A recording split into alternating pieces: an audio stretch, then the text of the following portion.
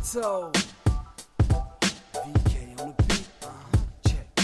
I'm in Toronto where you wanna get the city love. I'm from Toronto where you wanna get the city love. I'm in Toronto like we wanna get the city love. My city love me back for my city love. Welcome to episode 1145 of Toronto Mic'd. Proudly brought to you by Great Lakes Brewery. Order online for free local home delivery in the GTA. StickerU.com. Create custom stickers, labels, tattoos, and decals. Palma Pasta. Fresh, homemade Italian pasta and entrees.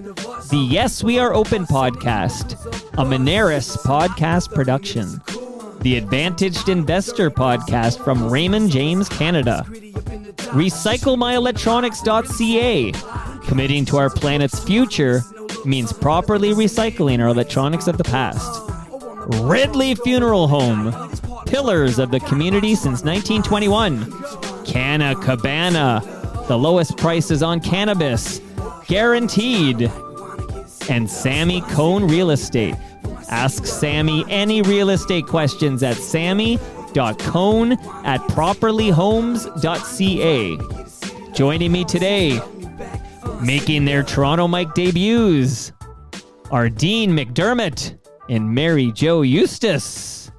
Woo! Hi! Hello. This is so exciting. So exciting. Tell us more about the funeral home since 1937. I'm dying to hear about it. I want to know about Sammy. I've got lots of questions for Sammy. You know this. You might know a band called The Watchmen. Do you know Dean? Yeah. Okay. Yeah. Sammy's the drummer. No way. Yeah. No joke. Way. And his side hustle is real estate. That's awesome. Not the funeral home, but real estate. By the way, right? Hey, maybe he does too. I mean, who knows? Who knows? Good to have more than one side hustle. The funeral home, this is a hyper local thing, but they've been like amazing sponsors of this program for years. So shout out to Ridley Funeral Home, but shout out to Dean and Mary Jo. Go ahead, Dean. Now, you're not, I was giving a shout out to Ridley Funeral Home with you, but like, this isn't some weird kind of scam you got going. Like you have guests on and they mysteriously die. And then Sammy does their real estate. Yeah. Kind of fucked up like that. Well, Sammy plays the music at the wake. First you get drums. I was going to say, first you get yourself a fresh craft beer from Great Lakes and get high AF. At Canna Cabana. I'm into it now. I'm into vaping and my cannabis. I'm totally into it. And I'm into Great Lakes beer. It's really good stuff. Really good stuff. Good, Dean. Good. Well, so much ground to cover. Dean, when you were here, okay, so you were in my basement. I was. That sounds dirty, but it's not. It sounds really dirty. We were fully clothed, and there were two other women. There were two other women there. Oh, whoa. Well, that sounds dirty too, right? Yeah. Yeah, it does a little bit. Okay. But did you get any Great Lakes when you were here? I can't remember if I gave you Great Lakes. Great Lays or Great Lakes? Sorry, say that again. You gave me one Great Lake. Okay. See, that's because it wasn't my Just show. If you were doing my show, I'd give you an 8-pack of Great Lakes beer. But Right. It wasn't your show. It was Helen's show. It was the Feminine Warrior. The Feminine Warrior. So so you get one beer when you do someone else's show, but you get an 8-pack when you do Toronto Mic'd. Right. Wow. It's worth it to fly there. It's worth it to go there. Right. Quite frankly. Yeah, totally. Guys, amazing. Yes. It's awesome beer. It's delicious. Awesome. It's delicious. Oh, here's a tie-in for you. Okay. Maybe even better than the Sammy Cone drumming for the Watchmen. Okay. Do you know who worked at Great Lakes Brewery for a short period of time because he was high school buds with Mike Lackey and Peter Bullitt, who were like. Do you know who I'm talking about? There's a guy. Do you know? Yeah, I do. Who? I do. The one and who is only. The hockey historian who is now an awesome broadcaster, my ex-defense partner on Sergeant Rock, the one and only Jeff Merrick. Love that guy. Correct. I've fallen asleep already during this fucking podcast. I love Jeff, and you've never met Jeff, Mary Jo, because if I you have. I dated him. Jeff, yeah, I dated him. You didn't date Jeff Merrick. Yeah, before he owned the funeral home, I dated him.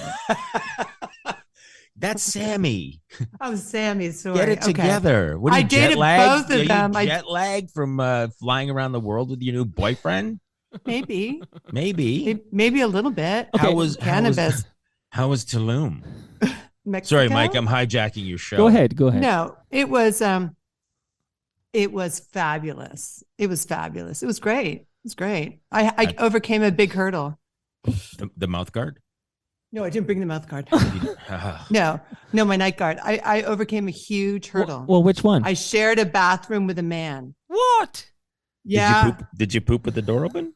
No, I left. Did it go that every time? Every time. No, but it was every a big open. It was a beautiful resort, big open air bathroom and stuff. But the door had slats, so I like got ready to go to dinner with like a man beside me. That's been a long time. Wow. Yeah, that was as exciting as Jeff Merrick. Let's go back to Jeff Merrick. a long time coming. Anyway, Mike, it's your show. That's amazing. Okay, Yes. so here's what we're gonna do. Take the reins, please. I'm taking over here. So MJ, be patient. I know you're bored stiff here in this hockey talk, but I'm going to do a little bit of hockey talk because I'm curious about some of the guys Dean played with that I know. And then I have so many MJ questions, and the world has questions for both of you. And you have a new podcast we're going to talk about. But Yes. Dean, So do Dean, you want to sign off and I'll text you to come back on, Mary Jo? I want to blow my nose, so should I mute my? Okay, mute. Yeah, me. mute. Yeah, Nobody mute wants- yourself. Sure, that's classy of you to do that. Okay, so Jeff Merrick, who's an FOTM. You didn't. FOTM means friend of Toronto Mike. That's Jeff Merrick. He's a great friend of the program.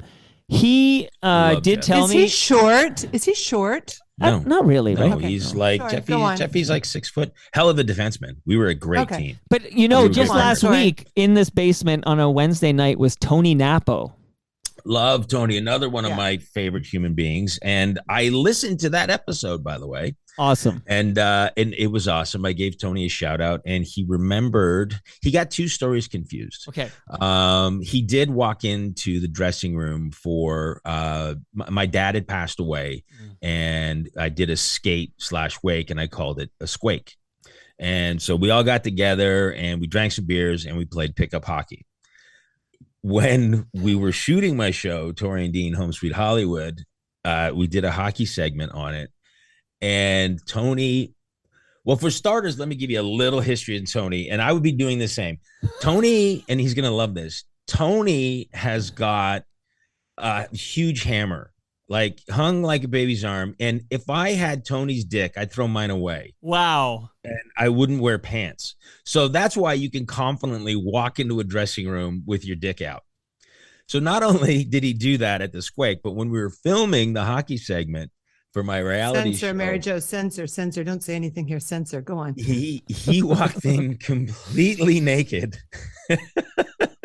and then started doing the windmill. And it just brought everybody to tears. But that's Napo. That's Napo. He's got such a good heart. It was great. He loves his daughter, and he's just such a good guy. Napo's currently starring in Vandits, directed by Stu Stone.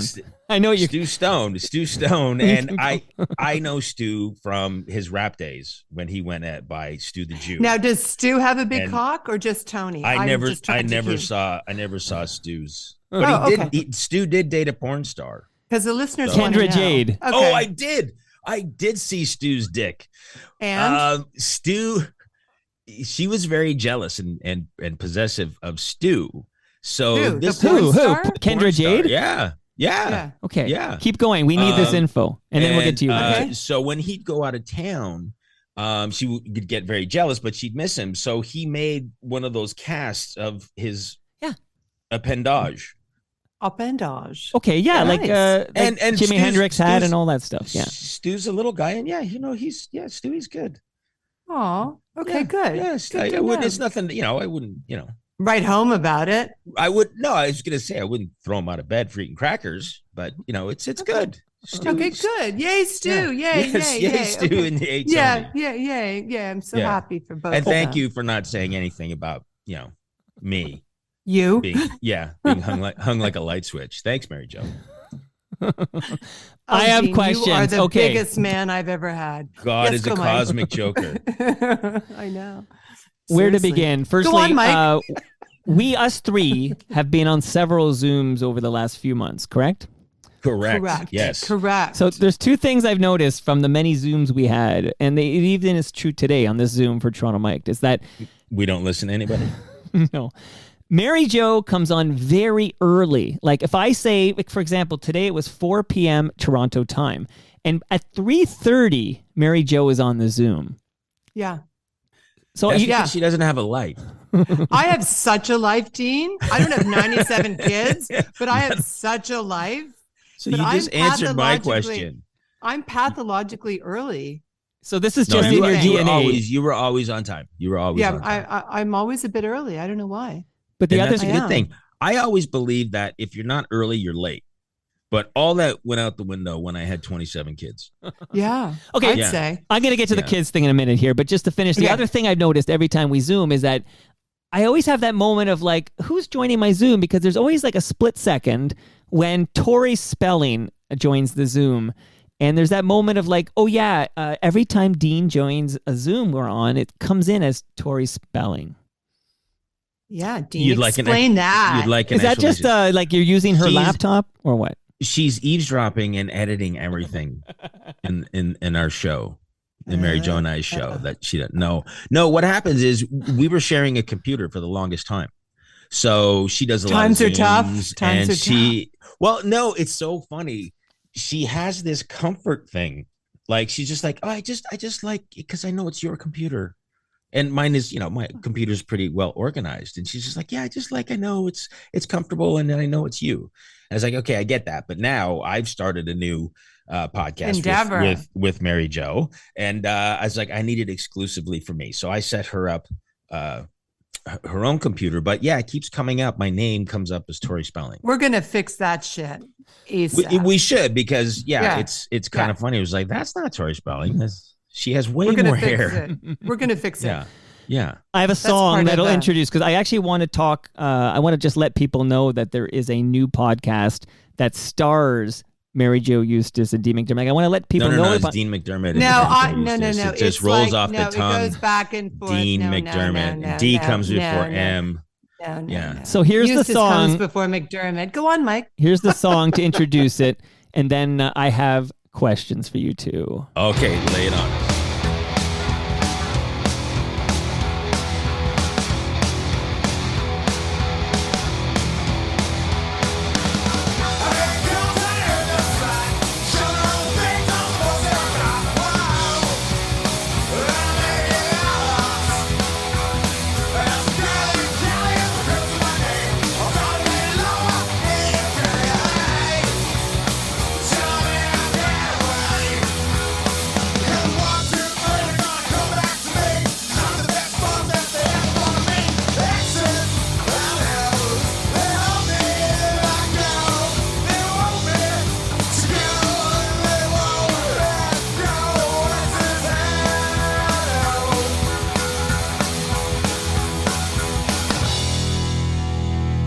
Okay.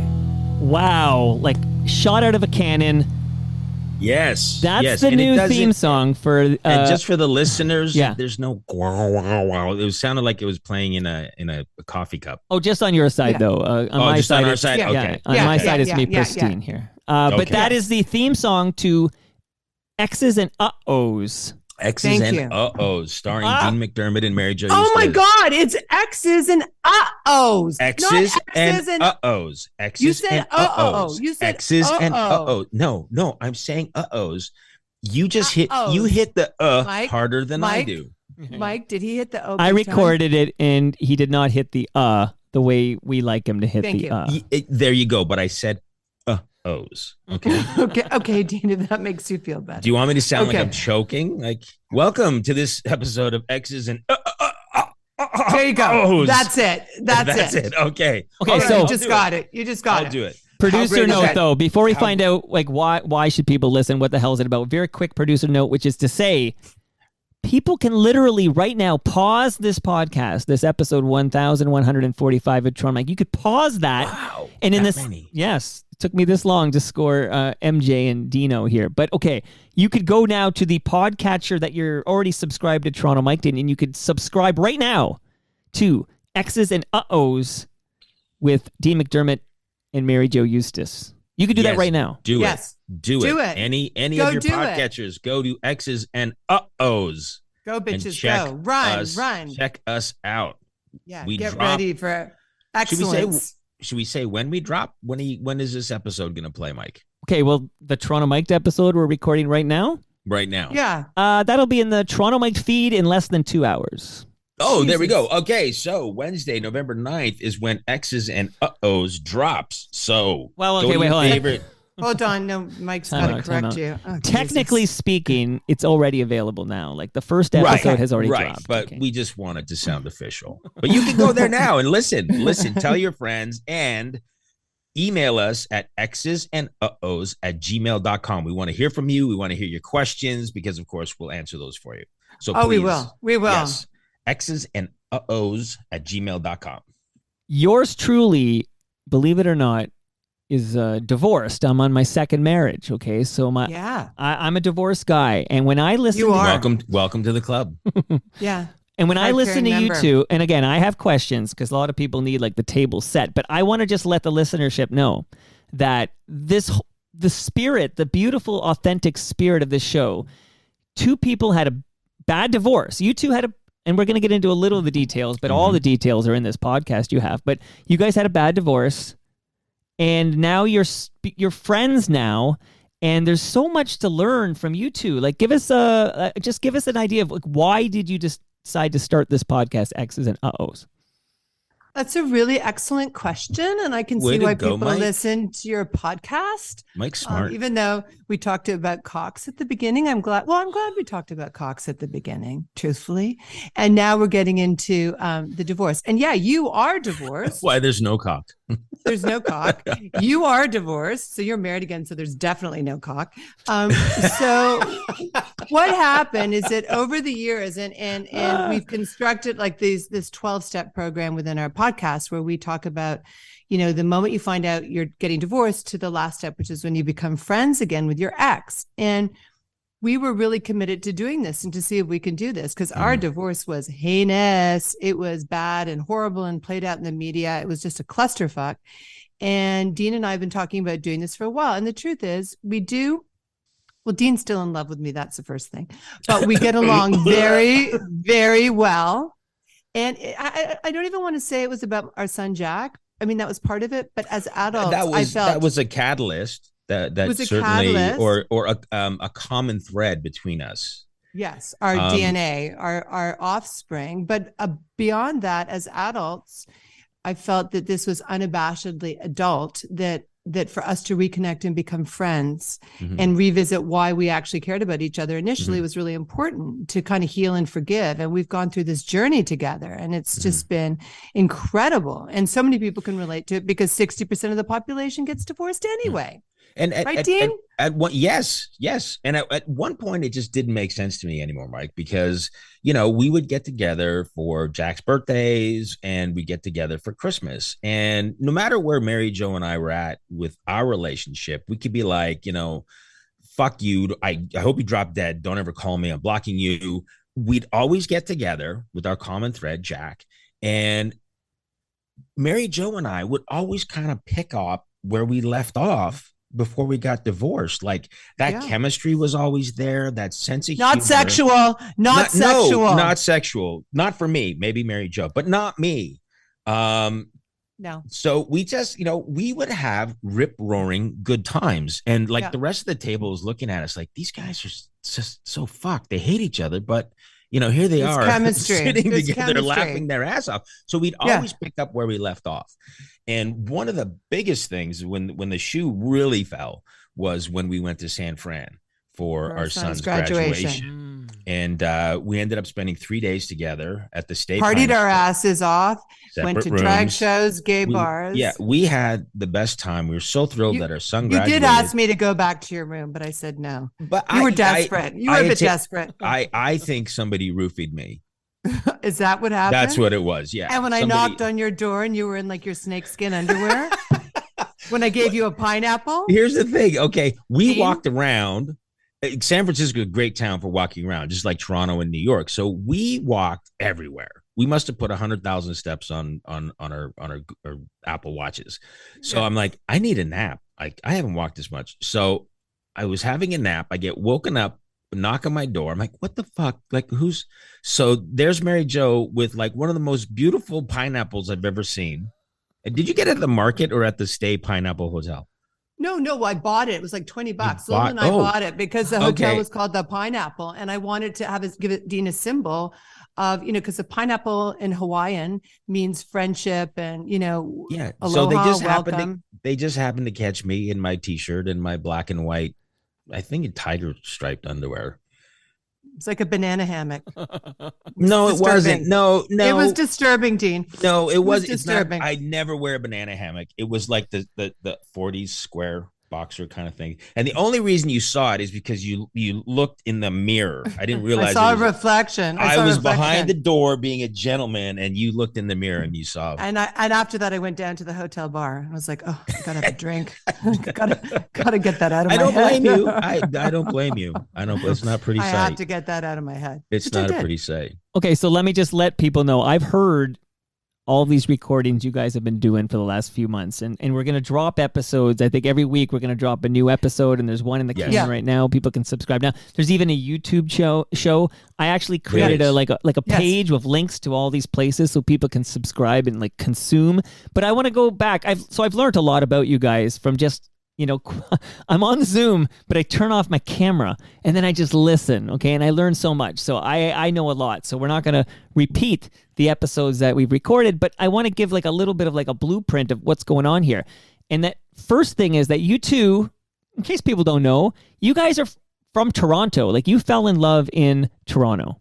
Yes. Correct. Yeah. Correct. Dean fell in love with me madly, as a matter of fact. So Tell them, Dean. I'm hoping we get the story. No, you have to listen to the show. It's You in have to there. listen to the show. You know- you have to listen to the show. You know what I love about the show, and Mike touched on it. It's really genuine and heartfelt, and we're exploring things that we didn't know about each other. We're talking about things that we never talked about, and we're going back and searching the hard drive and coming up with these beautiful memories and moments that we have, and we talk about those. And the hard ones too, the hard moments. and the hard moments too. Because you've done a lot of thinking, Dean. Like you were nervous about how much thinking you've had to do. Yes, and thinking hurts my brain, but also, I'm trying to become a better person through this whole thing as well. Mary Jo is very spiritual, and she's farther ahead in this ish. We're working this out together, but we believe that we loved each other at one point. We were each, we were the bomb to each other, and it was going to be forever. At some point, we loved each other. And, yes, we went through some hard stuff and it was nasty, but you know what? It's my belief that you should always have a relationship with your ex, whether it's boyfriend, girlfriend, or you're married or whatever. Because you were a unit at one point. Question. So you guys have a child together, Jack. Spit it out, Mike. Yes. If there's no Jack and there's no Lola, do you still have to have a relationship with each other, or can you just fuck it and move on? I This think is what so. this is what I'm trying to say, because I know that the kid card is in a way easy. Oh, what's the greatest thing you ever did together? Your kid. Well, whatever. Yes. But not I think, having a kid is an easy card to play as well. Yeah, so it can work either way. So I think that it's really important when you have these significant relationships that you honor them and come to some. I think you have to work it out on some level. And what was really interesting is that talking to some people about the show, had listened to some of the advanced episodes because they're sensational. They said, "Oh, this is really a show about forgiveness." Mm-hmm. It's about forgiveness and forgiving the person and, letting yourself off the hook. And I think it's really essential in the culture to be able to do this. And I think it's an adult journey. And I think it really helps propel you forward in your other relationships. And it's really interesting. I'm going to take a moment here because you talked about the Napa thing and the hockey thing. So you two are just going to shut the fuck up. I'm going to take a moment here. This weekend I saw, don't say anything, but Fred, remember Open Range when you did Open Range? Yes. With Kevin Costner? Just nod. Yes. Just nod. Okay. So I was together with those girls on Friday night. We had a whole reunion. Mike, the producer, the global producer, when Dean and I were married, Dean did Open Range in Calgary and Kevin Costner. It was a Kevin Costner movie. By the way, you were great in that.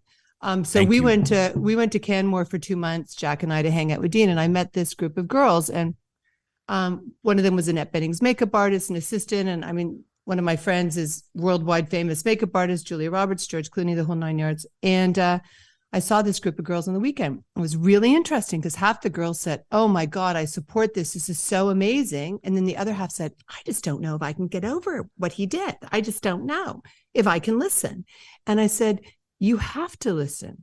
You have to hear the whole story. It's important you listen, support me, listen to it, and you'll understand why I'm doing it. And they were like, okay, like they, and I think to a certain extent, they'd probably projected some of their personal experiences on it when they had a bad breakup or when something horrible happened. And so they were bringing that to the table. And I said, I want you to listen with open ears, because I think you're going to learn a lot about human dynamics and what was going on and the arc of forgiveness and reconnection. And they were like, okay. But I've had that. I've had some people just go, how can you? And I'm like, because I want to. I want to get to that next level in our relationship. And we have with hard work. I think that's a funny reaction because it's happened to me and my friends. When it happened, and it was like, you're acting like I divorced you. I've always found that odd. What was that? How people react to the divorce. Like you said, some of these friends you met with are like, oh God, I can't listen to that. Whoa. Yeah. And it's just like, you're acting like he divorced you. Like what? Well, people are protective. People are super, super protective. I understand that. But just to go to that, I don't know. I guess a lot of. Well, Dean, I was going to ask you about this. Funny. Dean, I go on Twitter and I'm like, okay, Mary Jo Eustace and Dee McDermott are coming on. Do you have any questions? And I'm going to be very honest with you because I like you and we're friends. And I'm telling you, there were people Okay. Is that a Canada Goose in there? It sounds like a Canada Goose. A tugboat. Okay. Hi, I'm back. So, but there were several people who had something to the effect of like, what does he think about being such a douchebag and things like this? God. Okay. Yeah. And worse, That's maybe. a nice name. Okay. That's so, a nice name. So let me just dumb this down a shade because some people are like, what are we talking about here? But there are a lot of people who see it like this. You're married to Mary Jo Eustace. We're going to learn more about her in a minute. But you have a child with Mary Jo named Jack, and you fall in love on a movie set, I guess it was a movie set. You fall in love with a famous person named Tori Spelling, who people know from 90210, but I remember her from Saved by the Bell. You remember she was Screech's? Yes. Violet Bickerstaff. Yeah. I remember her from that too. She was super cute. So shout out to Tori Spelling. And shout out to Mark Weisblad, who came over and knew that I was producing the show with you. Book. And you're producing this book again. Well, no one's seen it. And as I say, I'm in every chapter. Storytelling. That's the first one. That's a good book. So people see it as basically you like leaving your family and hooking up with a Hollywood star. Yeah. And people are very unforgiving. So what do you say to these people? Very unforgiving. And we talk a lot about this in our podcast. So we don't want to give too much away because we really go into a lot of detail about this. We don't. I mean, I just searched Instagram today. I posted something about, when I was doing stand-up, my first gigs in New York City. And people, just this morning, I was called a douchebag piece of dirt. Does it bother you still? Does it bother you? No, it doesn't. No, I wouldn't let it bother me. It just perplexes me that it's 17 years, right? Like, just move on. Like, it's over. It's done. This was between Mary Jo and I and Jack and Tori. It's got nothing to do with you. Mind your own fucking business, and take that energy of going to my account and writing something nasty. Go to someone's account that you do like, an actor, a singer, an activist, and tell them, hey, you're awesome. I love what you're doing. It's just negative energy. The same way that couples who divorce or split up with or without kids, if you don't have a relationship with your spouse, it's just negative energy you're carrying around and taking up space for something positive to come in your life. So I'm going to be called a douchebag till the day I die. And that I live off my wife and I'm a fucking deadbeat dad and lazy piece of shit. That's a cross I have to bear, and I didn't know that was going to come with the territory, but it is what it is. And, at the time it was horrible. The heart wants what the heart wants. And what happened. But here we are. Here I am with my ex-wife, and we're mending fences, building bridges. We're growing, we're healing, and becoming better people because of it. So whatever people think of me, I have to, stick to my own narrative. I'm a good guy. I'm a really good guy. And I make mistakes, and I fuck up, and I messed up, and, find me someone who's perfect. You know what I mean? Aside from, present company excluded. Right. Except, well, you're not perfect. The blowing of the nose, it sounds like a tanker ship. You're not, you're almost not hot. there. Not hot. Let's put it that way. Not hot. So Not hot. I'm glad you asked that question, Mike, because I used to have really bad reactions to it. And I would call people out as like, I'll meet you anywhere, any place. You say that to my face, and they would go away. But it just water off a duck's back now, because I know in my heart, I'm a good guy. I'm a good dad. I'm a good husband, and I'm just trying to be a good human being, Were you, I know you kind of referenced it there, but you must have been taken aback at the tabloid shitstorm that kind of blew up when this all went down. I mean, I'm not a guy who reads tabloids. I don't watch TMZ. Like, this world's foreign to me, but even I caught wind of this. Like, it kind of permeated the atmosphere. It was like through osmosis. I was kind of absorbing all this. Well, it's permeated the atmosphere for over a decade. I'm telling you, it goes on and on and on and on and on. Like, we can talk about it forever. Yeah. And I don't think either one of us would have predicted that. Yeah. Because we just came from Toronto. I had a great career in Toronto, and overnight, basically, I'm everywhere. And then the rumors get out, and the story gets out, and then boom, Mary Jo's brought into it, and it just becomes huge. And it's like, we were just a couple from Toronto that moved to LA to try and make it. Then it got a life of its own, and people made mistakes in that, using it to leverage and promote and stuff. So it was a learning experience for all. Tori would have had way more experience with the media than we did, because we did not. Absolutely. I mean, she's been plagued by the media since she was 11. But she's also utilized it. She's utilized it. And we talked about this. Yeah. Sure. So it was all an interesting learning curve on so many levels, because to Mike's point, like, who would have thought anybody would have given a shit about this? Like, really? That's what I thought. Yeah. Who would have thought? I was shocked that anybody. I remember when it first, went down, so many things, but I remember specifically, I did an interview with the Globe and Mail, which is does the Globe and Mail still exist? Of course. Yes. I think so, but it's only like this thin, right? It's like 3 pages. Same with the Star. I did this interview, I'd done tons of stuff for What's for Dinner. And he said, I hadn't done, she said, I had a good career in Canada as well. Oh, we'll talk about that. And so the Globe and Mail was like, oh, we want to interview. And I'm like, oh, that's great. That's a Superior paper. I'm going to do that. And, I did the interview, and I was naive. And then the next day it came out, Mary Jo, is she our Jennifer Aniston? And, as she, leverages her script and her book to movie fame. And I'm like, what? Yeah. I had no the old bait and switch. And how do you feel about being the Jennifer Aniston of Canada? Like, what are you talking about? But does that make Dean the Brad Pitt of Canada? Is that how that works? No. No. Because I was such a douchebag that they wouldn't even entertain. Hey, but calling here's me the the Brad thing. Pitt of Canada. Here's the thing. Maybe you were a douchebag for a bit. Maybe I was this. Maybe I was that. But here's the beauty of it. That 17 years later, we're talking about it. And what I love that we've discovered, first of all, a lot of this stuff we've never even talked about, right? When it happened, all these explosive, horrible, Hiroshimas in our life, we never really discussed. No, we just distance ourselves. Right. You and I, it was just like, but I think I objectified this experience because I couldn't even relate to it. And I think that what we're doing here, which is important, is we're doing our narrative. Like we're telling our story, and it's not a one-dimensional story. And either is any divorce or any breakup, it's complicated. It's very complicated, or any relationship that goes south and has an ugly period. So so many people will relate to it. Ours just happened to play out really big in the town square, but we've said that on the show it plays out everywhere in the town square. Like if you're in a community or your family, like everybody goes through this to a certain degree.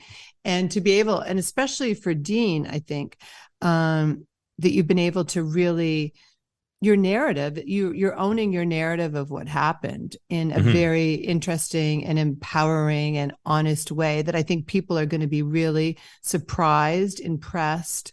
You're articulate about it. You're accountable about it. So I think it's going to show us in a very different light. Yeah. Which well, thank you, I'm looking Mary forward Jo, to. and I hope so. It does. If I think like, it does, Mike, our if I global could producer. speak- What do you think? If I could speak to anyone out there who thinks Dean's some douchebag who just left his Toronto family for Hollywood starlet, like I would say, start with episode 1, obviously, and then you'll find yourself, anxiously waiting for episode 2 because it's that good. But just hear them out, because I will say there's nothing scripted. I just want to tell people from like a producer's perspective, there's nothing scripted. There's nothing mapped out on the board or whatever. Like, No. it's like, to me, I told you guys this many times, I feel like I'm listening in on your therapy session. Like, it's so heartfelt and authentic. And there are moments where, one of you will say something to the other, and then, you'll say, you've never said that to me before. And there are these moments of truth and reconciliation, and it's really beautiful. And as a divorce guy, I appreciate it. But I think as anybody who's interested in the human dynamic and relationships as a whole would benefit from hearing you two talk openly and honestly on this show. Oh, Well, Mike. Mike, thank you. We don't pay you enough. Well, we don't pay you. I know. Yeah, Yes, the check is in the mail. Yeah. When I approached MJ as the star of this podcast, X's and O's, and said, "Hey, do you want to be a part of it?" Fuck you. No, but when we douchebag, asswipe. I prefer bag of douche. Bag It's of just like douche. douchebag is just overused. But For you it is. When Mary Jo and I started talking about this show, it was very much, it's open and honest and vulnerable, or we don't do it. It won't work. It won't It work. just won't work. We've had You can't uncomfortable script this conversations within it. Because we have a real opportunity here too. Like there's nothing like it on the podcast horizon, or whatever you want to call it. Landscape. Landscape. Thank you. Landscape. That's the word I was looking for. welcome. I was going to say manscape, but that's different. That's a different show. Yeah. We have a real opportunity here, and it's open and honest and heartfelt. And we do. Yeah. And I love those moments that, it's just self-discovery. While you're listening to a podcast, there's self-discovery going on. And there's things, like I said, we haven't talked about that Ever. are moving, angering, enlightening. You get the whole shebang with this show. Yeah, You really do. You do. Here's some like general questions. Obviously, all the details are in the podcast. But how long were you two married for? Ask Dean. He'll get the number wrong. Go, Dean. 13 years. Go, Dean. Wow, 13. you got it. After There. 92 episodes, you finally got it. I'll forget again. The 13 years, the best years of your life. That's it. Next You know what? question. I hide my own Easter eggs. Do you really? Because you won't know where they are. Because I forget. You forget where they are. We Okay. were married for 13 years. 13. And presently, Maybe we've been divorced for 17. for 17. Yes. Okay. 17, yeah. And Dean, how long have you been married to Tori Spelling?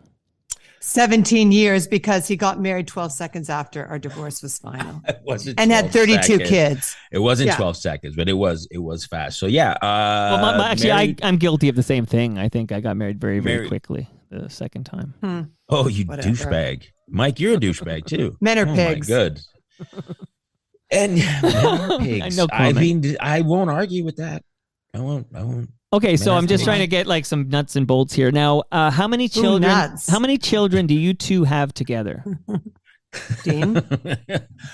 Mary Jo and I have an interesting situation. We have Jack, who is 24 now, and Lola.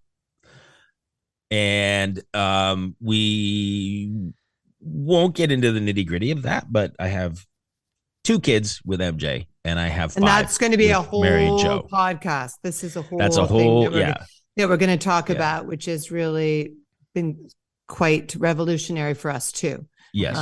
That whole thing. So on that's the show and in person, because yeah. Lola is back in my life, which is amazing. So, Okay. A new relationship to grow and explore. So this is Yes. 2 children tied to Mary Jo Eustace. Yes. How many children do you have with Tori Spelling? 5. Okay, that's 7. 7. Wow. 7. Okay. Look at Mike. Mike's so well, I proud of got- I himself. have- He did math. 7. Mike did math. Only because This many fingers? I have 4 kids, and I find it tough to because I'll be like I was spending the weekend with the 20-year-old, and I'm about to go to Montreal and visit the 18-year-old. Meanwhile, I'm literally helping the 6-year-old learning to read, and then the 8-year-old we're at hockey practice, and it's just I feel like I'm like, oh my god, how do I balance this 4-person act? And you've got 7 kids, you've got to spread yourself between. That's quite something. It is, and it's always toughest for the youngest. Yeah, you always have to cater to the lowest common denominator. And how old is the youngest? He's 5. Okay, yeah, He's 5. So You old guys with your young kids. I know. You old right? geezers. Keeping us young. Jesus. I know. I'm trying to catch up with Nick Cannon.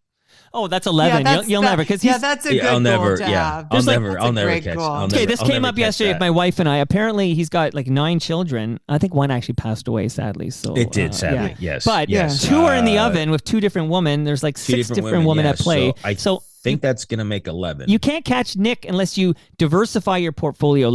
As long as you stick to 2 women, you're never going to catch Nick. No. No. Does anybody no. want to catch Nick Cannon? No, I don't know. No. I don't think so. Tori just saw him on Saturday. Oh. They were both Nick's. I forget which woman who was pregnant, but they were speaking at a pregnancy expo, and Nick was there with the new There's baby. a pregnancy expo? Yeah. He probably had a woman in every booth. Is there a divorce? Is there a divorce expo? Because you guys But should be he's super keynote nice. Hey, speakers. maybe at we the, should start a divorce expo. Let's do a divorce expo. I would love to do that. I would love to do workshops. Okay. I Yeah, mean, there's so many things we want to do with this. And at the Right? gifting suite, you can take all your ex-husband's stuff and throw it in the garbage, and vice versa, And burn it. and burn it. Yeah. I like this question that came in. So I got some great photos. I got a great question from Barb's McGee, which is a real name, by the way, because Barb's McGee, I think, that's a fake name, but that's a real name. So, Sounds like a bar. Porn star. Okay, give it to us. right. Shout Is out it for to, both of us? So she saw a promotional photo of you guys for X's and Uh-Ohs, the podcast. And she wanted to know if you're a couple. There were 6 question marks at the end. So definitively, for the record, is there anything romantic between you 2 anymore? Well, they're just going to have to tune in, aren't they? Yeah. I mean, look at this Tune man in below after. me. Look at him. Tune His in after headphones. dark, Barbara. So that's a no. Yeah. Barb McGee. X's and O's after dark. I'm going to teach Dean a lesson. It's a bad boy. Suffice it to say, no. Not currently. Not No. currently. You never know. You never know. Well, what does your Yeah, we wife, know. Dino? What does your wife think about this project you're taking on with Mary Jo? Is she supportive of this? What's going on with that dynamic? Absolutely supportive. She thinks it's a fantastic idea, and she is my biggest fan. So she's behind me 1,000% on everything I do, and and that's something that we should talk about. And maybe when we have her on the show, Mary Jo and Tori have been kind of doing the same thing we're doing. Not as fast tracked as we are, because we have a show together and Right. have spent subsequently more time together. But yeah, so she's 100% behind the show, and we look forward to having her on as a guest. We really do. A little tease there. Quite the teaser. Then It's going to be a two-parter. Two-parter when with I Tori. see Tori Spelling entering the Zoom, I'll make some dick joke thinking it's Dean, and it'll be like, oh, that. Oh, she'll love it if it's a dick joke. She likes a good dick joke. Yeah, I mean, who doesn't? doesn't? Really? Who doesn't? Good point. Good Doesn't. point. Let's be honest. Now, I know you didn't want to tell too many details because it's all in the podcast, but there is a person that, another FOTM played a role with you 2 getting together when you fell in love in Toronto all those years ago. So can we shout her out? Because she came up in the origin story. Yes. Oh, yeah. Yes, the host of the very successful show Feminine Warriors, Helen Tansey. Yeah. Helen and I we dated. You dated. And we were kind of at the end of our dating experience. And she was at the event that Mary Jo was at where I met her for a second time because Mary Jo didn't remember the first time. But the first time you met Mary Jo was you basically at your agent's house seeing a photo of Mary Jo Stryker and saying she is her stage striking. name. Yeah, and I was Yes. like, oh my God, who's this? And he was like, oh, that's Mary Jo. She's great. Da da da da. And I said, oh, You boy, fell I'd in like- love. I'd You like fell to- in love then and there. You I'd said like you to fell meet. in love. I'd like to meet her. You fell in love. All right, I fell in love. But here, God now you damn it. interject. So I searched high and low. I went through, YouTube and every other video streaming thing I could find, looking for a Bell Canada ad that I guess was airing. Are we in the early 90s now? Whereabouts am I where this is airing? Yeah, like yeah. 91, 92. because- Yeah. Yeah. Yep. Maybe you two, just a little bit about the fact that before you guys hook up at this event, which I think was at City Hall, but with Helen Tansey, maybe City Hall. But I act like I was fucking there. I wasn't there. I know. Were you? Were you I was there? hiding behind the curtain there. But Yeah. there was an ad that was running, a Bell Canada ad starring Dean McDermott. And just give me a little taste of MJ of what you thought of that ad before you even met the actor who was in this Bell ad. God, this is like Brian Lanahan. Remember Brock Lanahan? Yeah. This is like Well, Brock was on SCTV. This is, Brian. I know, no. I know this is an intense interview. Well, when there was a commercial on the air and for Bell Canada, it was a Bell Canada guy. And Dean was wearing Levi's and a white t-shirt. And he was saying goodbye to his girlfriend and under like an oak, maple tree or something like that. And she was like, oh, I'm going to miss you so much. I'm going to miss you so much. And he went, I'll call. And she's like, oh my God, I'm going to miss you so much. And he said, don't worry, I'll call. And I think we said And she our said, friend every day. And I every said, day. And you said every day. Every every day. day. And that was the panty remover, the panty. I was also yoked. I was in like really great shape. You were in great shape, but that's a panty dropper. And when he said every day, I was like, oh my God, that guy's super hot. And very Canadian looking. And I was like, I said to my mother, that's the type of guy I want to marry. I mean, like he misses his girlfriend. He's going to call every day. He's Canadian. He's down to earth. He looks great in jeans and a t-shirt. And then that was Dean, and I ran into Dean, and we called him the Bell Canada guy. It's Yeah. amazing to me to hear Super that. hot piece of ass. Yeah, and then well, we met shortly after that. Still a good-looking guy, Yeah. but like you're crushing on this actor in the Bell ad who happens to be Dean McDermott. Meanwhile, he's crushing on this photo of this model actress named Mary Jo Stryker that happened to be at the like. It is amazing that you guys finally met and that Helen Tansey helped you two sort of like connect there at this event because you two were already into each other before you met each other. Like Who that's knew? chemistry. Yeah. Who And knew? Helen, you left and you're like, oh, okay. Like, and you were taking a long time to leave. I was bouncing at the event. I was doing security. Yeah. And so Mary Jo came down to hang out with us for a while. And she's like, okay, well, I'm going to go. I'm like, okay, yeah, I'll see you later. Like oblivious, like that she was even into me. And she's like, okay, I'll see you later. And just kept hanging around. And then she finally left. And then Helen comes up and smacks me in the back of the head and said, you dummy, she likes you. I went, really? She's like, yeah, she wanted, like she was hanging around. She really likes you.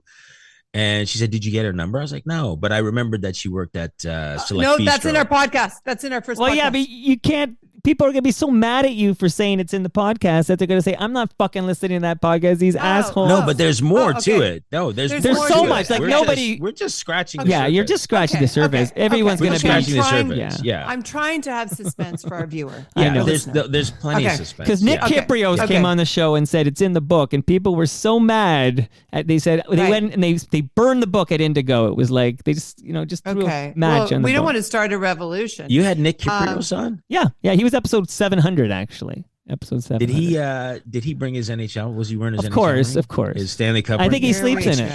Huge. It was huge. The Rangers in '94, I guess. Yeah. By the way, did anybody watch the Chiefs last night? My Mahomie? Did anybody watch Patrick No, Mahomie? I'm Like, Mahoney, it's I'm not a Mahomes. football I guy. love him. Oh my God. He is so super hot, talking about super hot, and ran like from the 20-yard line, like got his team down the field and they won. They were victorious. Oh, MJ, NFL football. Yeah. because I don't want to Yeah, have this. I'm not a Superior football guy. to hockey. I don't want this episode to get Not. not true. Don't Oh, but I even. will say I Don't. have heard Mary Don't Jo even. say she hates Toronto. Like you visit your parents in Toronto and you can't wait to get out of this city. Like you do not like Toronto, right?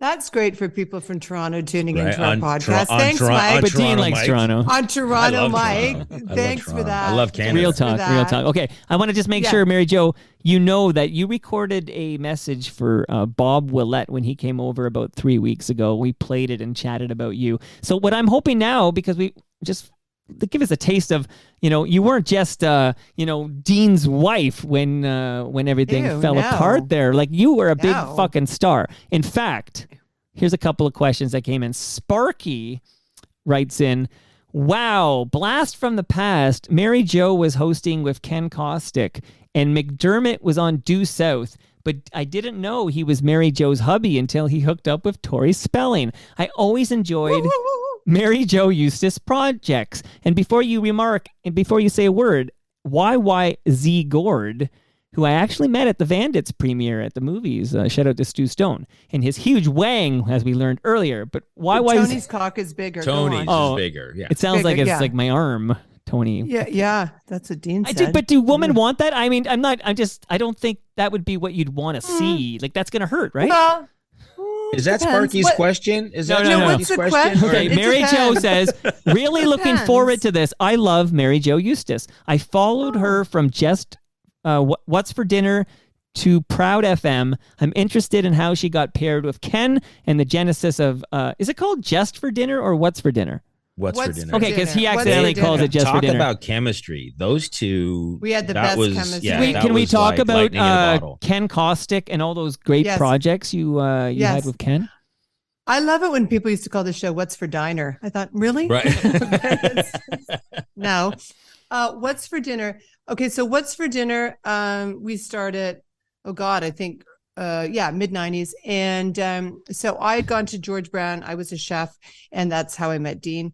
And so there was a casting call for this show called "What's for Dinner," to go and be a co-host for Life Network. Remember, Life Network Life had just Network, started, yeah, right? Susan So Forrest. Yeah. Right, Susan Forrest. So I went to the audition with my little toolbox and everything and my knives, and I auditioned. And Ken and I had really good chemistry. And I went. Remember, Dean? I went for like 100 auditions to get. Oh, this, it was show. a nightmare. It was a nightmare. It was endless. Then the money negotiation part of it was a nightmare. Yeah, Oh which my was God. like $1.50 per episode. But Yeah. anyways, and it was like 110 episodes. Well, it was So Canada. It was Yeah, right. Canada. So I was like, I was so excited to do this show. And then I get the call and they're like, we hired somebody else. And Oh, I was that's right. devastated. And Dean said, okay, That's let's go get right. our second golden retriever puppy. I'll get you a dog, So we went and we were picking up That's our what second you golden do. retriever. That's what you do. And I got a call. See, I always do this when I tell a story. I got a call at 10 o'clock at night and said, we fired this other broad, and we want you to come in the next morning and we're going to do camera rehearsals and see if you can do it. So they got rid of the other lady because the network thought I was way too left of center to come in and do this. And so I went in the next day and I got the job. I got the gig. And then we did 110 episodes. So 5 episodes a day. And we got loopy. Plus we were drinking in the afternoon and all sorts of 5 a stuff. day. That's insane. Yeah. And I outed him on TV many times. And we had like Like you had to. like we had like rear door jokes and gay jokes and like anything I could throw in there. We had viewer mail that turned like pornographic, anything that I could do. And then what happened is Liam Lacey, I don't know if he's still around, Yes. the critic for the Globe and Mail, wrote this glowing review on What's for Dinner, and it just became this huge hit. Yeah. It was so unprofessional, but it was fun, it was unscripted, and the chemistry was insane. So that led to a huge journey with Kenny, ups and downs for sure over the course of the next decade. We did I remember the total lawsuit. several lawsuits. So we did What's for Dinner. We did 550 episodes of What's for Dinner. Wow. And then we did 150 episodes of He Said, She Said. And then we did 2 years of a radio show called What's for Breakfast with Ken and Mary Jo. And that was my favorite show because I said diarrhea every morning on the air, which I loved. And I'd get yelled at every day for saying diarrhea. And that's where Bob Willett enters your life.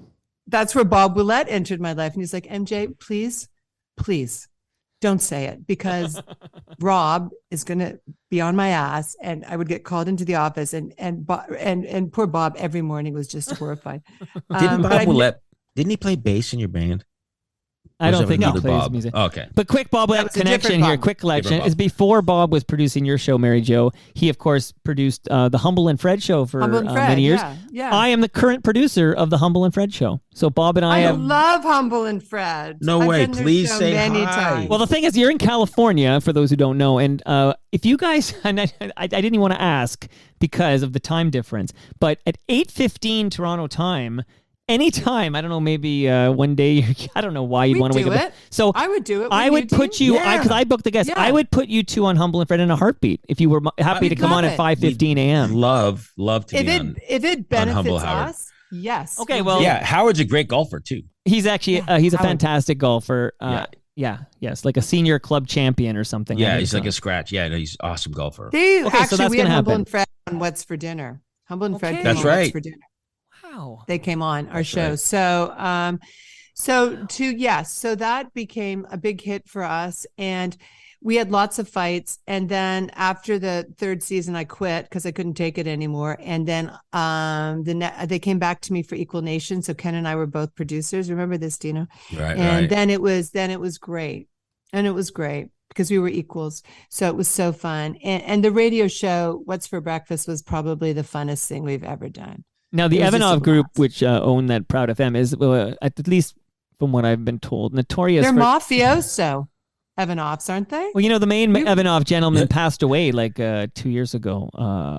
You but- really want to put that out there? You really I wanna wasn't put going to that say out there, MJ? mafioso for the record. I was going to say, I'm just curious, did they actually pay you, or did you pay them to come on Proud FM and do the What's for Well, Breakfast? it was the Evanov family and the Camiso family, and I'm not even kidding. Wow. Rainbow Camiso was my boss, and I met him when he got out of jail for murder at the company Christmas party.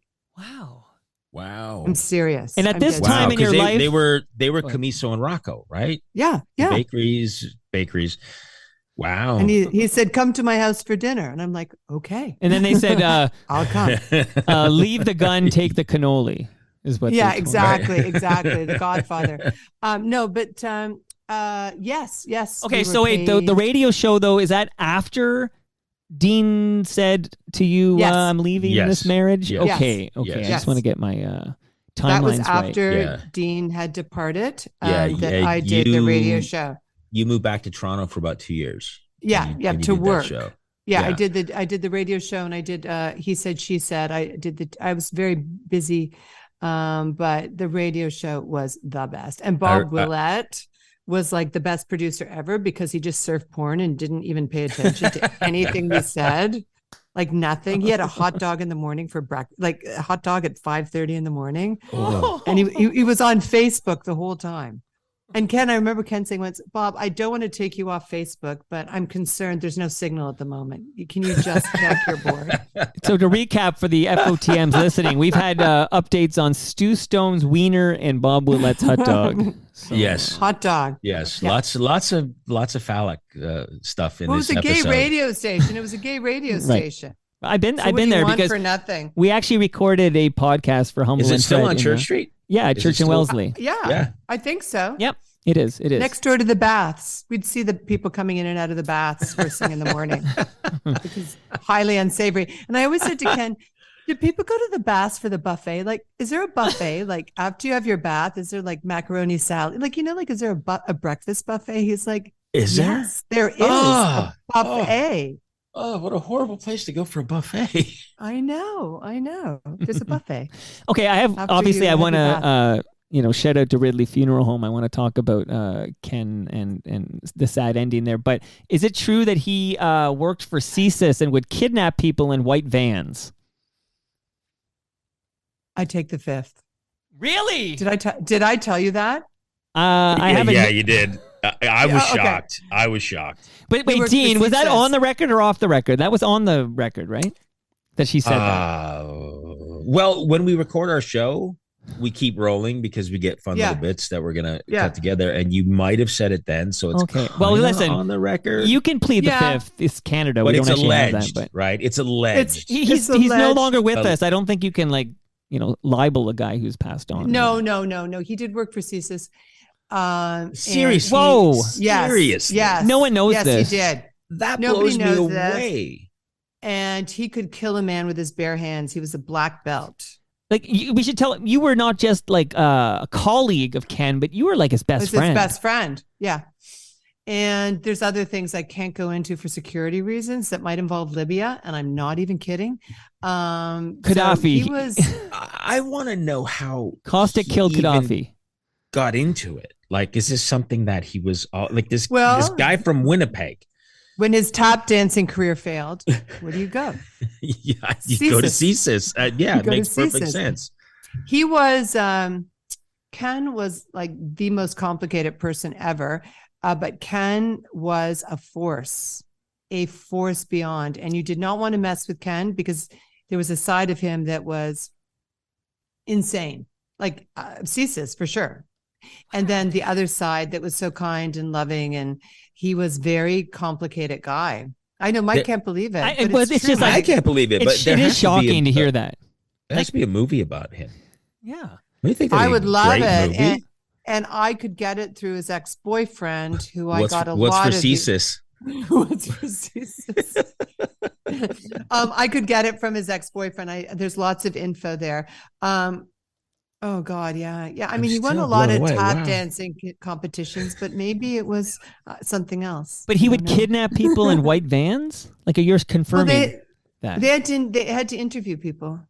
I just want to leave it at that. Oh. Wow, no, he had I'm fascinated. He was a very powerful person, Ken. But he was a very big personality. But I didn't think massive. He was CSIS massive.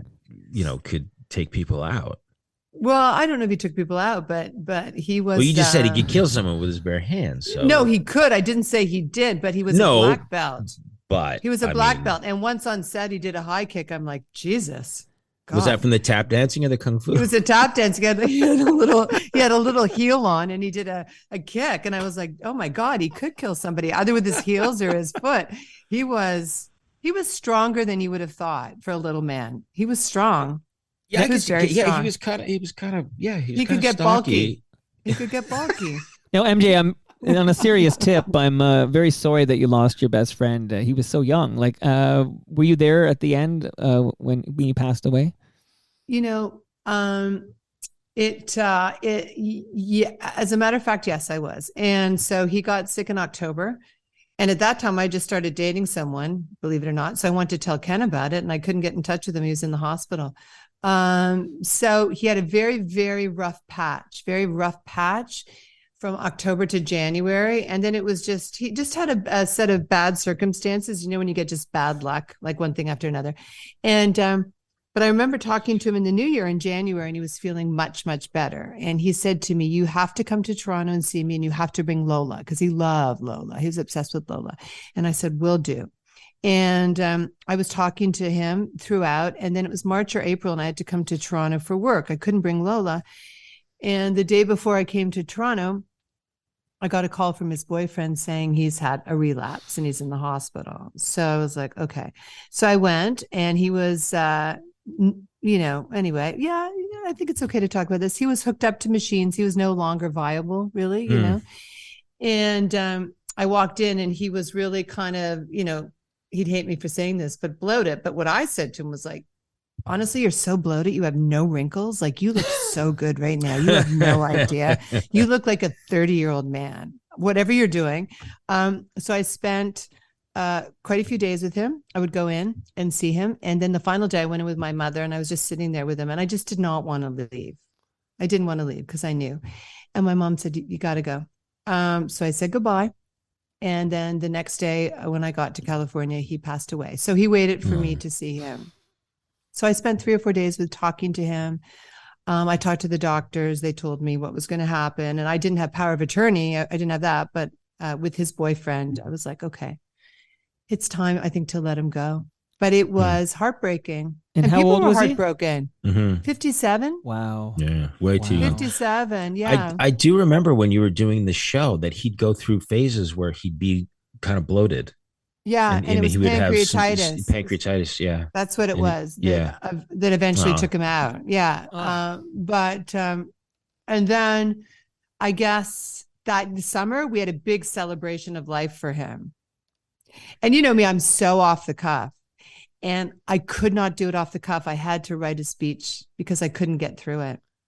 But he was very, very loved. People adored him. He was great. He was so funny. I just remember Yeah. just having such great times at Yeah. the house with Ken, and just he was so funny, just Yeah. so funny. And the two of you together, that was lightning in a bottle. It was once in a lifetime sort of thing. And there's never been another show like it. Like No. just cracking jokes. It's it's all just the Food Network has just become predictable. It's just Can you imagine if we show had after have done that? competition show. If we had Oh my done that God. show in the States, I would not be doing this show. I would be in No, Montecito right now next It to would be Oprah. amazing. Well, hey, you Yeah. know, maybe Maybe it can be resurrected. Yeah. So people love him far and wide. And if I ever post anything on Instagram about him or a birthday tribute, the quotes I get from people are like, I was gay. You helped me come out. My mom was sick. I used to sit up with her at night and watch you. I was breastfeeding. So he had quite a legacy. He had a really nice legacy that he left. So No, He was again, fun. so Mr. sorry. Caustic. Mr. I feel a Caustic. bit bad for suing him 3 times now. Oh, well. It was 3 Stuff times. I happens. only thought it was once, but Twice. It's twice. So that's a It was real. twice. That's We- because I heard Dean say that, and I didn't know if it was a joke or if it's so. There Oh, was no, we some, did. We always litig- did. well, We yeah. did. I mean, he used pictures in his book of Jack, and that Oh. weren't nobody authorized. So Right. Yeah. he was gonna. He threatened to charge me of being a pedophile Oh because my remember God. the He picture. did? Yeah. You remember that picture of Jack and I's first bath? Yeah. Right. Yeah. So yeah. I'm covering Jack's privates and Jack is covering my privates. And it's just a funny yeah. picture. And he was just Yeah. like, yeah, we're going to charge. I'm going to out Dean as a pedophile. Oh, you see, he could go either he could way. get, he could get That's nasty, man. That's Yeah. nasty. So Yeah, he okay. could get very nasty, but We went from rest in peace to you son of a bitch. No, it's But that's just- why I mean, still loved that's- him. I still loved him. He was complicated. I still loved him, and I wish Yeah. he was still here. That was the I really CSIS in him do. coming out. Yeah, a little ceases. Apparently, he could have killed me. I mean, So many you know. mind You blows could here. have, Hey, Dean, you have canceled your dinner plans, right? We're just warming up. No, just kidding. I do want to know Yeah. though. Yeah. Okay, so your IMDb page, it's similar to Tony Napo. Tony Napo. Yeah. And lots Without of the entries and cock. stuff. If you, Without the Schrantz. what are the 3 roles? I just want to know the 3 roles in your lifetime that you're the most proud of as an actor. Ooh, that's good. There is a role from Top Cops from mid 80s. For those of you who don't know, Top Cops was a sort of a kind of a procedural show about cops opening a case or following a case. And I played, it's so funny, I played a pedophile, this Oh. carpet cleaner, and I killed this 12-year-old girl. And I remember it was Thanksgiving in Canada, and I stayed home because I didn't want to be around anybody I loved. I didn't want that. It was a kind of the first method thing I ever did. And I worked with Henry Czerny, who's become a huge star. Big time. Yeah, Mission Impossible. Incredible actor, incredible guy. And so I just killed these scenes that I had, and I was 24, so that was my big. So proud of that role. And all of Canada was like, why is the bell guy killing that And poor why is he little girl? killing little kids? And then Due South. Yeah. Due South was my favorite show to work on.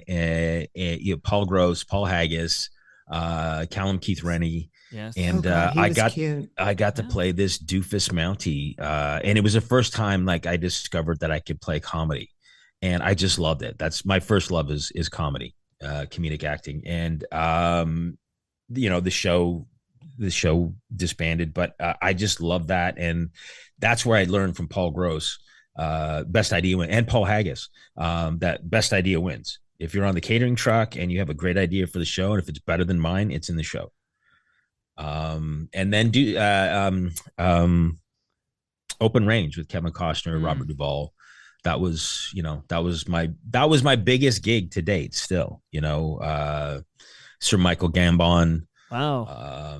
Robert Duvall. But tell them how Robert Duvall. tell Speaking Mike of how The when you did Godfather. the audition to get the role.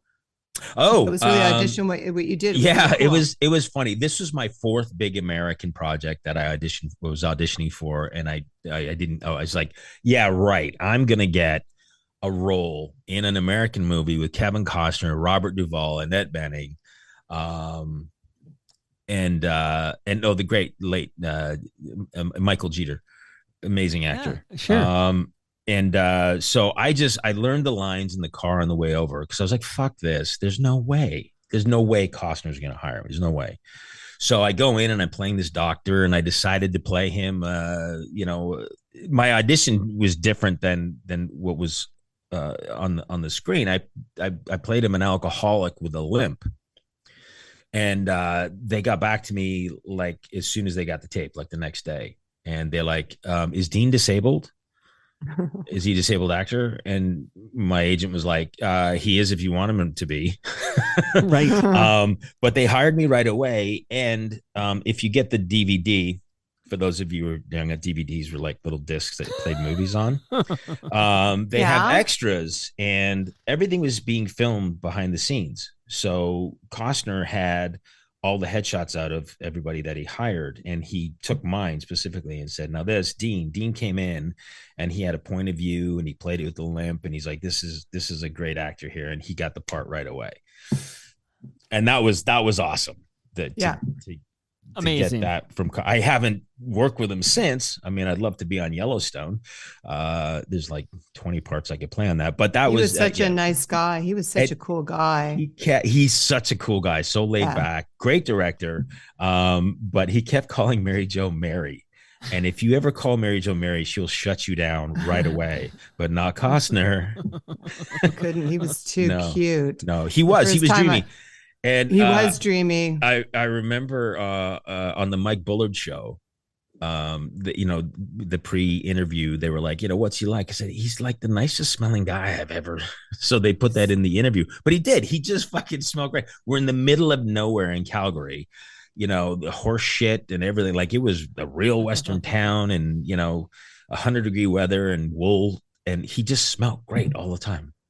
Well, I remember when I came to visit you on set, because they recreated this whole set in the valley, right? Like it was, I think, in Canmore. So it was in Canmore, some beautiful valley in Canmore. So it took a while to get there. So, Jack was only 3 or 4. So Dean was shooting that day. So we got taken to, and there was like a tent.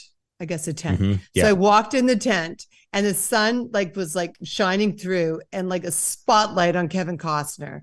And I was walking towards him, and he smiled at me, and I was like, oh my God, this man is so gorgeous. He came over and shook my hand. It was so lovely. His wife was super lovely too. Hi, Mary. And I was like, hi, Mary. What? And I remember meeting Robert Duvall. Mm-hmm. And I went up to meet him, and he looked at Dean. He went, Dean, you lied. You told me she wasn't beautiful. Like, oh my God. He was kind of crusty. He was kind of crusty. he threatened. Do you remember Dave, the little guy who was Kevin Costner's personal videographer? Yeah. He threatened to beat the shit out of him, and he was shove his rifle butt down his throat if he kept filming him. Yeah, he was funny. He was funny, Robert Duvall. Yeah.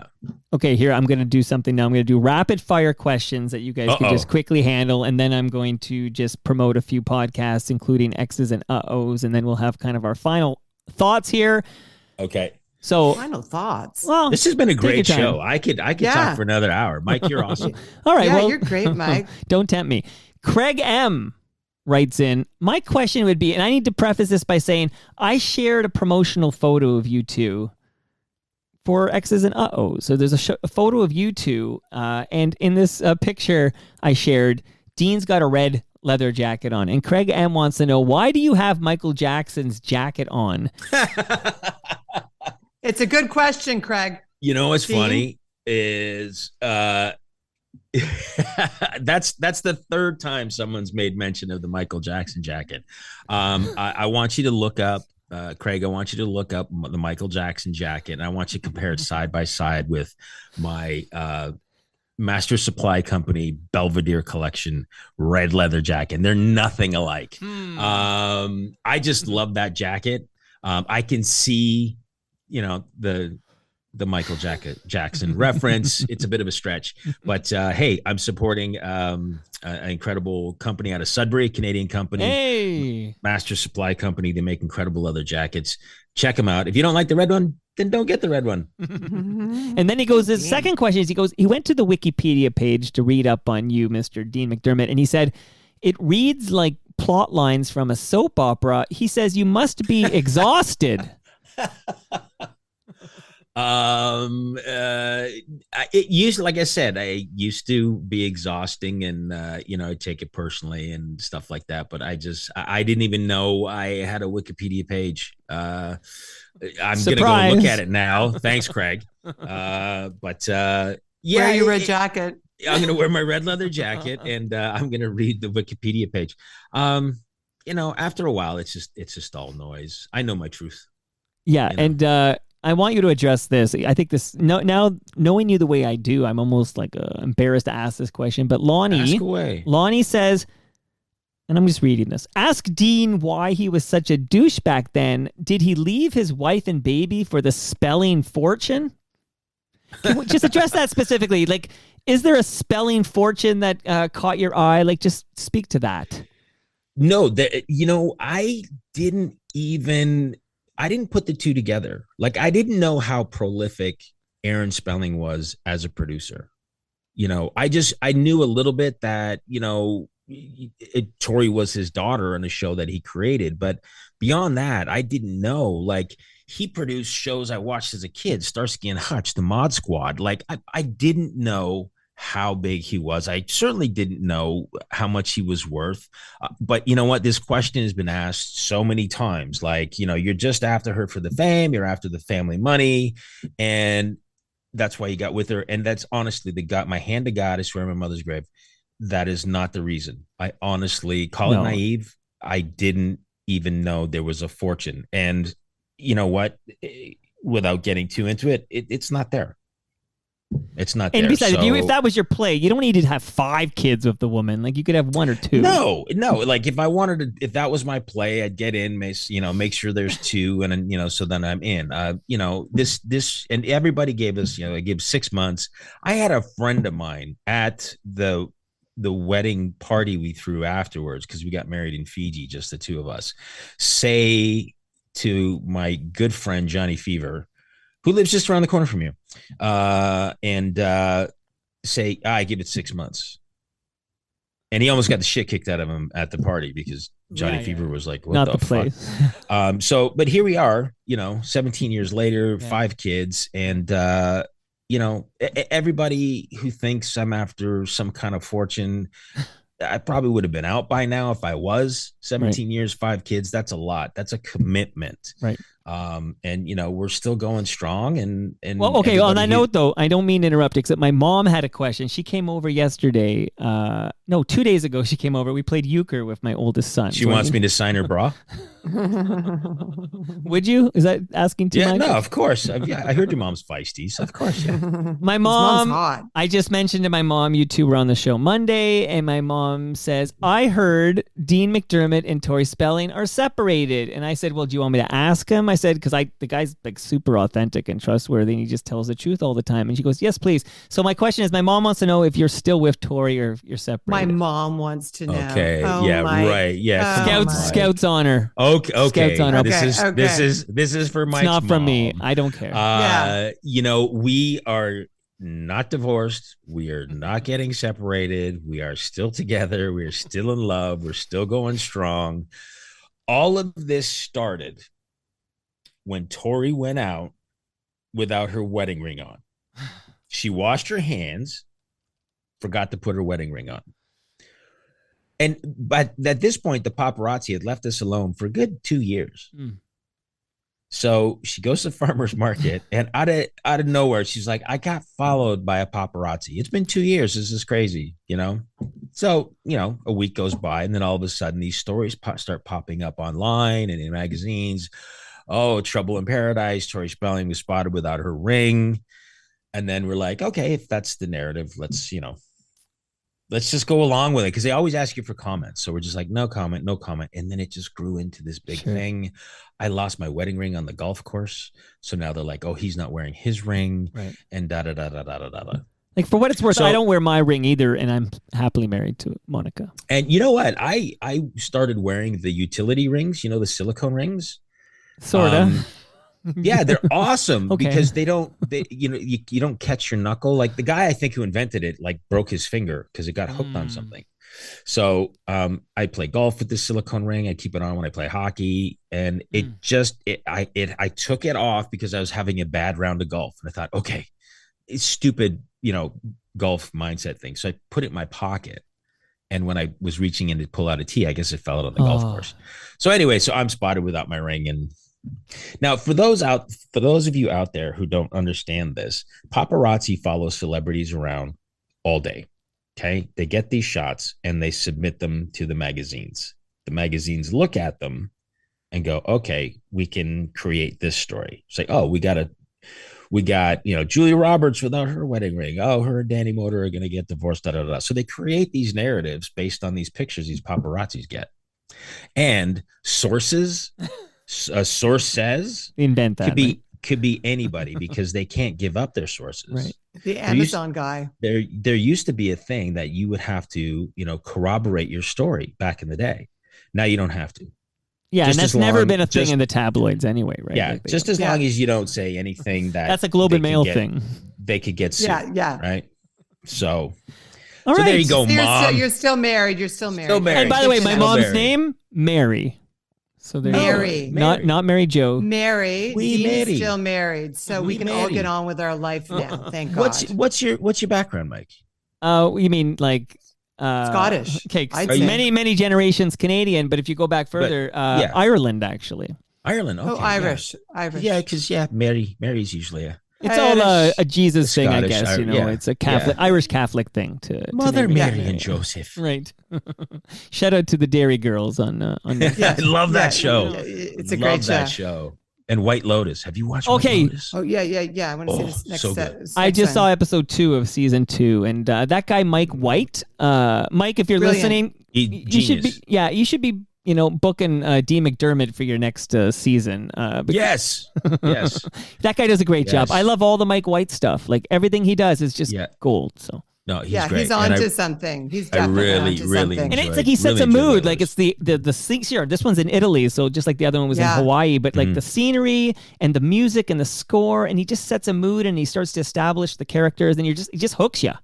Yeah. Yeah. I loved the loved first it. season because Yeah. we've been to the Four Seasons there in Maui several times, so it's kind of cool to. And not the Four Seasons landscaping. That was a different thing. That's where That's right. That's where Yeah, yeah. Giuliani gave his speech. on this day, I think. Was it? Yeah, I think it's the Right, anniversary. in the parking lot. Yeah. That was The very Four Seasons sophisticated. landscaping. Yeah. So. Wow. Very this, sophisticated. All right, this is Bridget. a Though I special want episode. Bridget, I had an aunt. Okay, my mom's aunt was named Bridget, by the way. So Bridget, how does their relationship? She's missing a word here, but how does their relationship now? What's their relationship like now? I'm changing it for Bridget. As more mature and well-rounded adults compared to their relationship years ago. Maybe we use this as a opportunity to revisit the fact that everyone listening can subscribe to X's and Uh-Ohs with Dean Right McDermott now. and Mary Jo Right Eustace right now. now. And here, on my little website, torontomike.com, I have a button on the top that says TMDS Podcast. I have all the links if you're like, where is it? Like most people know to just search their podcatcher for that. And you can just search the podcatcher for the name Dean McDermott or Mary Jo Eustace, you'll find it. But if you don't know how to do that, go to my website, torontomike.com, and hit TMDS Podcasts, and you'll see that great graphic, that great image for X's and Uh-Ohs. And I have all the links, like to Apple, Spotify, Google, you name it. They're all there, including YouTube, where you can not only hear episode 1, but see you two beautiful people, and it's quite something. Oh God, I want to see it. Wow, I want to watch. If I that. wasn't Yeah, on it, I'd want to see it and watch it Definitely. and hear it. definitely, This is serious shit. This is Yeah. life-changing, life-altering conversations. it is. Thank you. And I'm gonna let You're you. welcome. I'm gonna let you field the question from Bridget because I feel like a lot of the questions were directed do you at remember me. the question? I Do you fell wanna- asleep. You were talking about your marriage. I don't know what the Apparently fuck. you're more Like, mature I've heard now. this 10 million times. and well-rounded adults. I was doing my taxes. Go on. Sorry. Shout out to Oh, Bridget. okay. But Could you read the question Okay. again? I Well, didn't know Aaron Spelling did Starsky and Hutch. That's what I learned. Everything else is wow, Mod wow, Squad. wow, wow. Mod Squad. wow, Yeah. wow. Okay. Just What would answer you the like to question, know? Mary. What now would that you like you're to more know, mature and Bridget? well-rounded adults, what's your relationship is now compared to the way it was before? I guess the suggestion is that you weren't always mature and well-rounded adults. Well, Bridget, thanks for the double entendre insult. No, I think that no, I mean, our relationship. I think what we talk about on the podcast is when you are married and you go through a divorce and the ups and downs of marriage, and then when you enter into the divorce landscape, what that's like. And I think in one of our podcasts, we really specifically talk about, we knew nothing about marriage. Who knows anything about marriage? No. I mean, my parents are a disaster. 4 kids, 3 kids divorced in my family. Dean and I, we didn't know what it was or the expectations. So we really delved into that. And mature, I don't like throwing that word around. I think that we're searchers, like we're seekers. We're curious as to finding a road back to a friendship and what that means and how it affects all areas of our life. It's a journey. So it's not about so much as becoming mature as becoming more authentic to who we are and what we meant to each other at one time and what we can mean to each other now and moving forward. So What was a that great good, answer. Dean? That's a Yeah. great answer. Yeah. It's Yeah. not about maturity. Life is a journey. I am not going to be mean Um, to those people 17 years ago who went through what we did. I have compassion for those people. Mhm. Because we went through a lot and it was a Mhm. shit storm. And I look back at it and don't judge. I Yeah. don't judge it anymore. That's why I think if you mend fences and get rid of that hatred that you have for your ex, you open up space for empathy and Other areas in your life open up. Like, Yeah. I don't know if I should tell our viewer, but I have a boyfriend. yes, I had yeah, that's a sex for perfect 10 days. example. Spoiler alert. Great. That 10 is days a straight. perfect example because that you started aside from the guy who dressed like a hot dog and the other guy dressed like a taco. You were starting once we started this podcast and started our Yeah. journey, you were Yeah. starting to get dates. So obviously the hot dog and the taco guy didn't even make it, but this new Didn't guy make it. I've got a new guy. so Anyway. you had free space for this person in your life. Oh, I've opened up, Dean. I have. I have. But what I'm saying is when you do this work, you do other areas of your life Yeah. shift. Yeah. They do shift, which is Yeah. interesting. My IBS is cleared up. Thank God. And so is your skin, Dean. I know. I look really good today. Look at my You look skin. really HOTT. You know what? I Hot played as fuck, hockey my 2 days friend. in a row. I played 2 Oh, days that's it. 2 days of hockey, and I think that's Are they all expats? Like they're all Canadians it's who are brought out playing a glow. hockey there? a lot of Canadians. Saturday, a lot of Canadians, a lot of French Interesting. Canadians on the team. I You, won't you be drink your Labatt's dropping by. 50s and The Labatt 5 ans and the red cap. You know what? times. It's great because I get to hang out with Canadians, which I love, and it just reminds me of home. would you ever come Um, home? I mean, Mary Jo on the record on her show said she's not moving back to Toronto with a gun to her head. So Yeah, well, hey, I'm totally open to moving back to Canada. And hey, if I get that TV series that I'd love to get, that's going to keep me there for a while. The big places to shoot are Toronto, LA, Calgary, New York. or Vancouver in Canada. Yeah. Right. So, So- Calgary is my favorite place. I discovered Calgary. You like Calgary is fun. Yeah, The people yeah. there. I are even fun. wear But I wear Calgary Flame colors when I play hockey because I'm a fan of the team because I love if I ever had to move back permanently, I'd move to Calgary. Nothing against Toronto. I'd love to Toronto, but I'd live outside of Toronto. I wouldn't maybe live I'd downtown live on anymore. the East Coast. Maybe I'd live on the ocean and Yeah. have a cabin.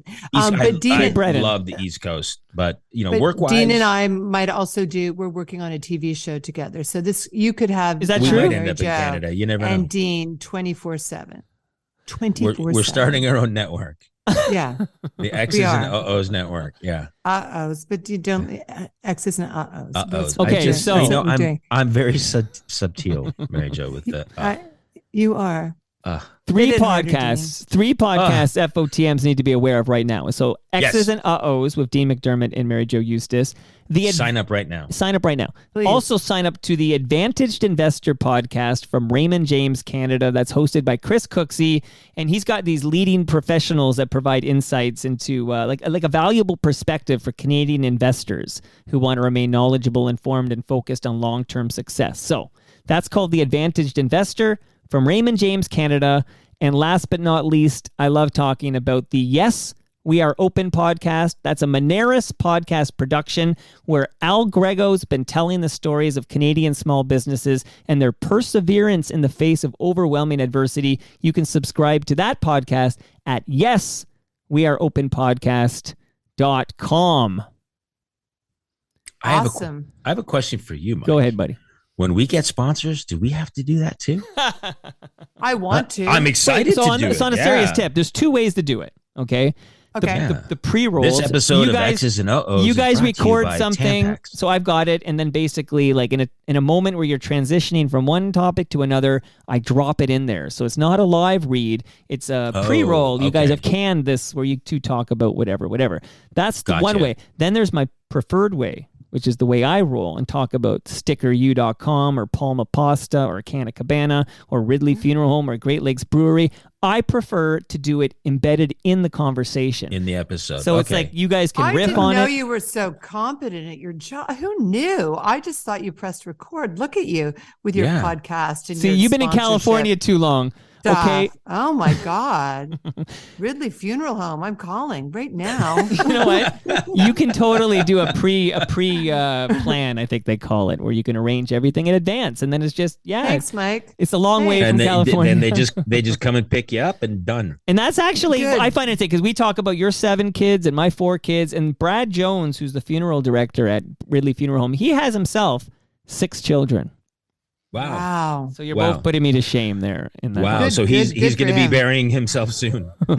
He's a great guy. I actually produce his Producer. podcast, which is called Life's Undertaking. So people should check Oh, that wow. out. And I What a get to great co-host idea. that That's one. cute. What a That's great idea. cute. I like it. Oh my God, you're firing on all cylinders. Look at Yeah. you. Do you guys like butter tarts? Oh, favorite, yes. favorite. Okay, big favorite. question My because mom made the best butter tarts. Favorite butter tarts. Love them. So I tweeted this earlier, and it seems to be a polarizing thing. I've tweeted. I didn't realize it. With or without raisins. That's what you're going to ask. You are so correct, Mary Jo. You're reading my mind. I feel like we spent enough time together. We're on the same wavelength. I desperately want raisins in my butter tarts. I love to chomp into a raisin in that sea of sugary cinnamon goodness, That's the whatever. only time I like raisins in a dessert. You put raisins in rice pudding. Ugh. Yeah, I like it. Yeah. Yeah. But Mary Jo, But do you like here's raisins in another yours? controversial Okay. thing. But first, Mary Jo, do you like raisins in Yes. your butter tarts? She's thinking, everybody. She's thinking. Truthfully, I like it without raisins. Okay, that's fair. A lot of people agree with you. What are you saying there, Totally Dean? cool. I love raisins. I love raisins. Yeah. But I'm such a butter tart fan that I like them without. But Mhm. there's been a bit of controversy. Movement. Oh. Controversy. Controversy. What? Gooey, or crispy. Oh. Crispy. Yeah, I would Really? go crispy. I don't want it to be Oh, I soupy. like it. I'd go crispy, no raisins. Oh, interesting. Crispy, no Gooey- raisins. gooey raisins. But I Gooey like when raisins. it's almost, because we used to get them at the cottage growing up. We used to go to the bakery and get butter tarts. My grandfather would get them for us.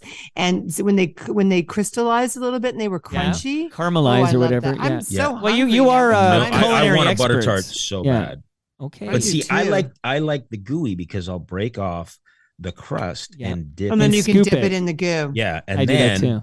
I'll have a good ratio of gooiness to the rest God. of the crust.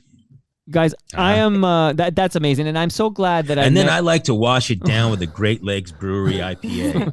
And if I die right after, will I go to Ridley Funeral Home? if you're lucky. They The treat you reason I well. got into eating butter tarts is Cabana Canna Cabana, cannabis, Canna Cabana.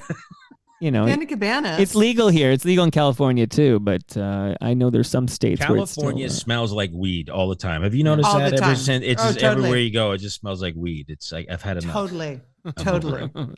Correct. I'm very glad I met you guys. I think your dynamic is pretty misunderstood, and I think if people hear you for a little bit, like an unedited, you two interacting, they'll come from that conversation and realize that you two may have gone through some shit. Just like Andy Dufresne in Shawshank Redemption, you had to kind of get through that tunnel of shit to come out clean on the other side. And you guys have come out the other side. And yeah, I'm just saying, I tell everyone, you got to hear this. Like, it's real, it's authentic. I'm so excited to be a part of it. And I think two people connected us, and I just want to shout them out because without them, I don't think I'd be talking to you right now. Helen Tansey, who we've talked about, and Dean, that's how you got in my basement. And Bob Willett.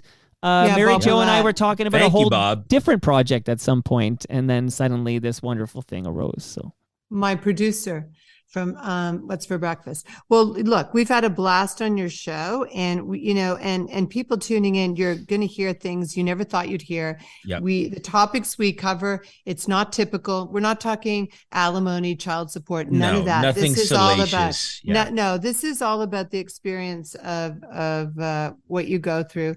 And we're going to have incredible guests on. We've got incredible guests coming on the show lined up. So it's going to be a wild ride. It's going to be a great ride. So please come along and join. It's from the heart. We were going to call it From the Heart, but Kevin Hart has that already. Were we? I forgot. No, is Ian Ziering going to come on the show? I'm not sure, but I think maybe his ex-wife might. She's a friend. Head blown. Yeah. There's so many people in LA. You can't swing a dead cat without hitting someone who's been divorced. So, we've got some cool perspectives on it. Yeah, we're not going to be short on guests. And then when the show hits and becomes a success, they're going to just beat a line to our door. Woo, that's what's happening, Mike. That's what's happening. This is going to be the plan, big. Stan. This is going to be huge. But we would love to do Humble and Fred. Yes. Love Humble. We'll talk. So we don't have to get up early. I'll do the outro and then we'll talk, because I know at least 3 different podcasts I produce are dying to talk to you. So we'll make it all happen. Awesome. And you know what? While we're still on the show, it's been so great meeting you, working with you, and getting to know you. You're just such a great guy. I love working with you, and you're a great interview and just a great fucking guy. So I'm happy to call you friend.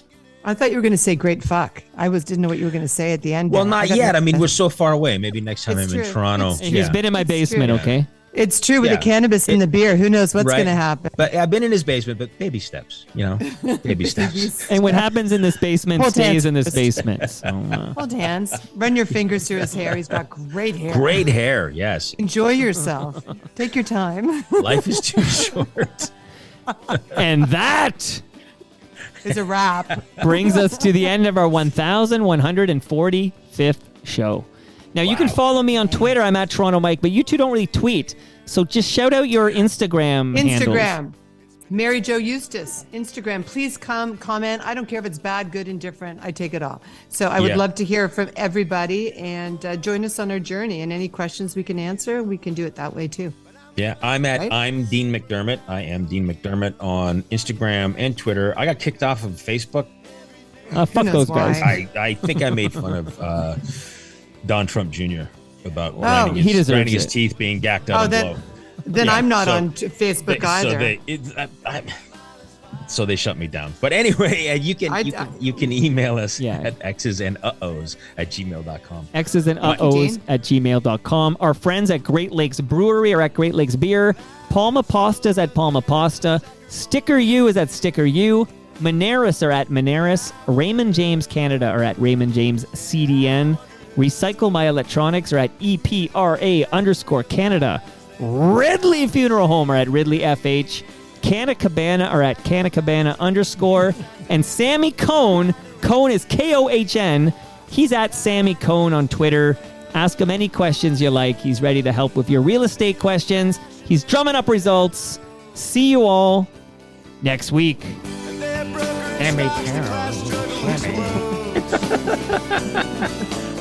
You've never made dying sound so good. Ridley. Get in. Why you can. Come on down. What are you waiting for? Oh my God. Get hit by a bus today. See us tomorrow. You can make it happen.